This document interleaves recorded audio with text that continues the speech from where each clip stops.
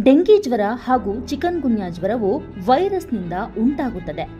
ಹಗಲು ಹೊತ್ತಿನಲ್ಲಿ ಕಚ್ಚುವ Aedes ಸೊಳ್ಳೆಯಿಂದ dengue, chikungunya ಒಬ್ಬರಿಂದ ಮತ್ತೊಬ್ಬರಿಗೆ ಹರಡುತ್ತದೆ.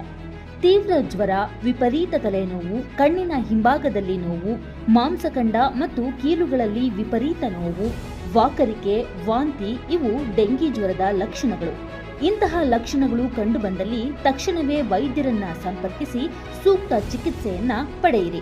ಡೆಂಗಿ ಜ್ವರವನ್ನ ರಕ್ತ ಪರೀಕ್ಷೆಯಿಂದ ಪತ್ತೆ ಹಚ್ಚಬಹುದು. ಡೆಂಗಿ ಪರೀಕ್ಷೆ ಹಾಗೂ ಚಿಕಿತ್ಸೆಯು ಎಲ್ಲ ಸರ್ಕಾರಿ ಆಸ್ಪತ್ರೆಗಳಲ್ಲಿ ಉಚಿತವಾಗಿ ಲಭ್ಯವಿರುತ್ತದೆ. ಡೆಂಗಿ ಹಾಗೂ ಚಿಕನ್ಗುನ್ಯಾ ಹರಡುವ ಈಡಿಸ್ ಸೊಳ್ಳೆಗಳು ಮನೆಯಲ್ಲಿನ ಸ್ವಚ್ಛ ನೀರಿನ ಶೇಖರಣೆಗಳಲ್ಲಿ ಉತ್ಪತ್ತಿಯಾಗುತ್ತವೆ. ಆದ್ದರಿಂದ ನಿಮ್ಮ ಮನೆಯಲ್ಲಿನ ತೊಟ್ಟಿ, ಬ್ಯಾರಲ್, ಡ್ರಮ್ಗಳಲ್ಲಿನ ನೀರನ್ನ ವಾರಕ್ಕೊಮ್ಮೆ ಖಾಲಿ ಮಾಡಿ ಸ್ವಚ್ಛಗೊಳಿಸಿ ಪುನಃ ನೀರು ತುಂಬಿಸಬೇಕು ಮತ್ತು ಎಲ್ಲ ನೀರಿನ ಶೇಖರಣೆಗಳನ್ನ ಮರೆಯದೆ